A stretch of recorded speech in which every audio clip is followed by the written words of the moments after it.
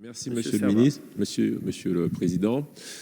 Chers collègues, je me fais le porte-voix des collègues d'outre-mer, mais non pas des départements d'outre-mer qui subissent les mêmes règles fiscales qu'en Hexagone, mais des collectivités d'outre-mer, par exemple la Nouvelle-Calédonie, et je suis là en l'occurrence le porte-voix de Monsieur Dunoyer. Quelle est la difficulté ?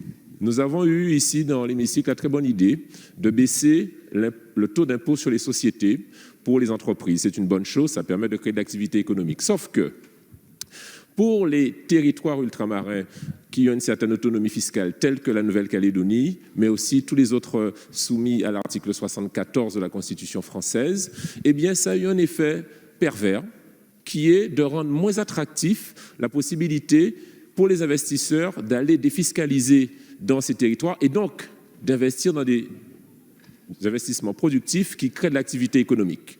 L'idée de cet amendement qui a été challengé depuis plusieurs années et qui, je crois, à l'oreille attentive de la Commission des finances et du ministère, est de dire qu'on va substituer cette réduction d'impôt à finalement une réduction d'impôt de 35% et d'augmenter, c'est un peu technique, le taux de rétrocession pour l'exploitant de 77% à 80%. L'idée est de finalement annuler l'effet de la baisse de l'impôt sur les sociétés, qui est une bonne chose en France hexagonale, mais qui est une mauvaise chose pour l'attractivité des investissements dans les territoires, et ainsi permettre aux investisseurs de continuer à investir dans ces territoires qui en ont bien besoin suite au Covid.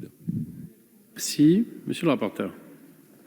Oui, merci, monsieur le député, pour votre exposé tout à fait précis. Je n'ai pas besoin de reprendre les dispositions. Il faudra en profiter pour féliciter l'ensemble des députés qui se sont battus depuis plusieurs années pour ce sujet-là, et à commencer par monsieur Dunoyer.